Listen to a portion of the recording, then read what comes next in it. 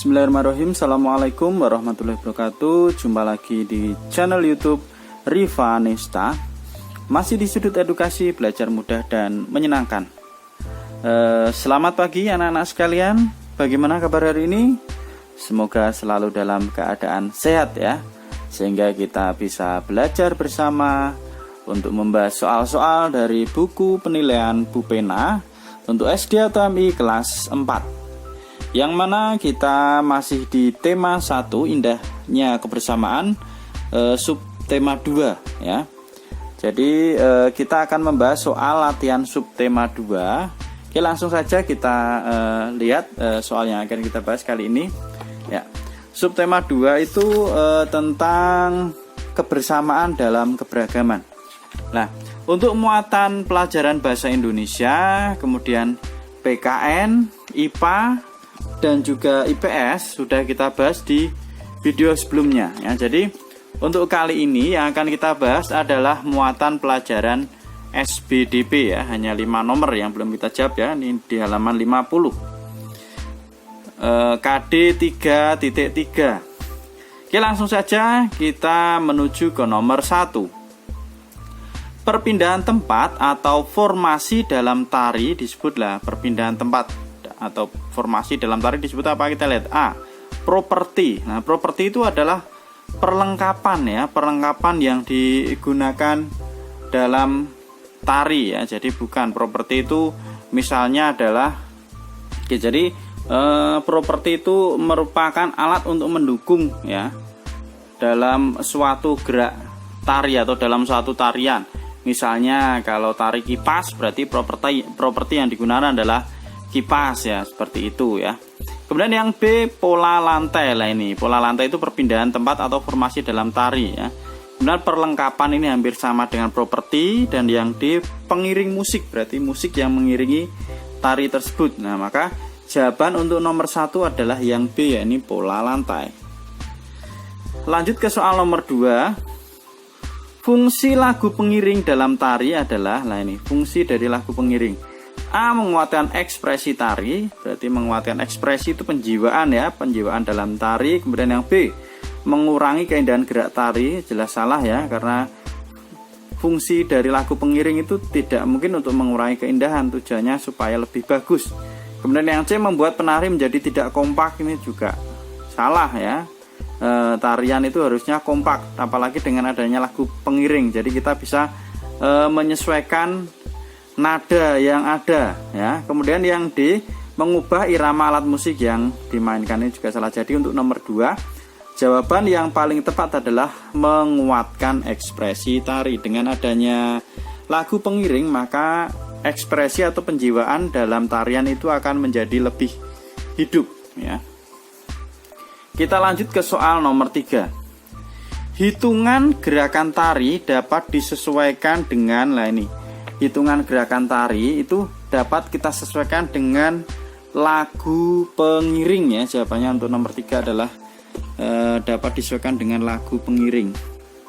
Kita tuliskan jawabannya gini. Jadi hitungan gerakan tari itu dapat disesuaikan dengan lagu pengiring. Kemudian nomor 4, ini perhatikan skema pola lantai berikut. Termasuk pola lantai keberapakah skema tersebut? Lalu buatlah skema pola lantai gerakan keempat dan kelima dari gambar tersebut. Oke ya. Nomor 4 itu termasuk skema pola lantai yang ketiga ya. Di materi di depan sudah ada. Kemudian kita diminta membuat skema pola lantai gerakan keempat dan kelima. Kalau gambar tadi adalah skema pola lantai yang ketiga. Selanjutnya yang pola lantai gerakan keempat dan kelima itu seperti apa gambarnya? Mari kita gambarkan untuk skema pola lantai keempat dan kelima. Oke, jadi untuk gambar tadi kan pola lantai yang ketiga ya. Pola lantai ketiga itu setiap penari bergerak membentuk pola lantai barisan horizontal ya. Ini pola lantai yang ketiga tadi kan, setiap penari membentuk barisan horizontal seperti ini. Nah, kemudian untuk pola lantai yang keempat itu penari bergerak ke depan dan ke belakang membentuk pola lantai baru. Setelah horizontal itu berarti penari ada yang bergerak ke depan, ada yang bergerak ke belakang ya, seperti ini ya. Ini pola lantai yang keempat. Gambarnya seperti ini. Nah,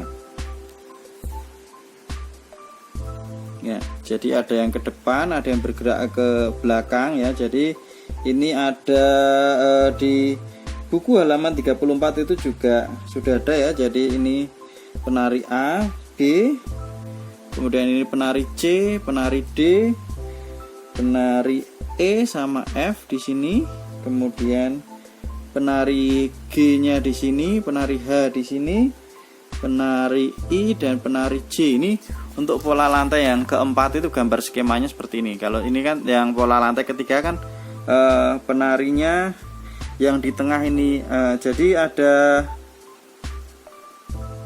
10 penari ya. Ini baru tuh 2, 3, 4, 5, 6, 7, 8. Nah, saya tambahkan. Jadi di buku itu ada 10 penari.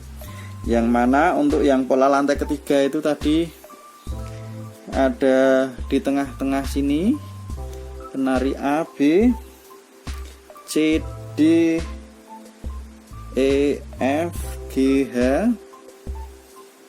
I dan J. Nah, di soal tadi seperti ini pola lantai, termasuk pola lantai keberapa? Pola lantai ketiga ya.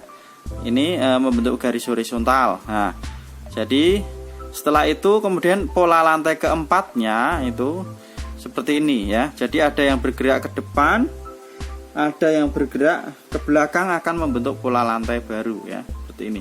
Kemudian bagaimana untuk skema pola lantai gerakan kelima? Oke, saya tuliskan sekalian untuk pola lantai gerakan yang kelima ya. Kelima itu penari bergerak secara bersamaan membentuk lingkaran. Setelah seperti ini, penari bergerak membentuk lingkaran ya. Oke, ini saya buat sketnya dulu aja ya, biar tidak terlalu ini. Jadi ini penari A, di sini penari B, penari, oke ya. Ini penari G, penari H, penari C di sini, penari D. Maaf, ini penari D, penari E, penari F, penari I dan juga penari J ya. Jadi pola lantai kelima itu seperti ini, membentuk lingkaran ya. Ini pola lantai keempat tadi seperti ini. Ya, ini di soalnya termasuk pola lantai berapa? Ketiga. Kita diminta menggambarkan pola lantai keempat dan pola lantai kelima. Itu bisa dilihat di buku paket halaman 34 dan juga 35 ya. Ini untuk jawaban soal nomor 4. Selanjutnya soal terakhir untuk muatan SPDB, sekaligus soal terakhir untuk soal penilaian harian subtema 2 ya. Gambarkan pola lantai membentuk ya. Jadi kita diminta menggambar pola lantai dengan bentuk garis melintang, garis membujur, garis menyilang dan juga bujur sangkar. Gambarnya seperti apa? Coba kita gambarkan ya. Bentuknya ini sudah saya gambarkan. Untuk melintang itu seperti apa? Ini gambarnya tidak bagus, yang penting gini ya, kelihatan ya. Ini melintang ya. Jadi ada 10 orang tadi berarti, atau bebas ya, tergantung jumlah personilnya. Ini melintang itu bentuknya seperti ini. Kemudian membujur itu seperti ini. Menyilang, ini bentuknya menyilang seperti huruf X. Dan yang terakhir adalah bujur sangkar, berbentuk bujur sangkar atau persegi. Nah, ini jawaban untuk soal nomor 5. Oke, demikian tadi penjelasan untuk soal dari tema 1 subtema 2 ya, untuk muatan pelajaran SPDB. Jadi untuk tema 1 subtema 2 sudah kita bahas semua. Untuk video selanjutnya nanti akan kita bahas untuk soal tema 1 subtema 3 ya.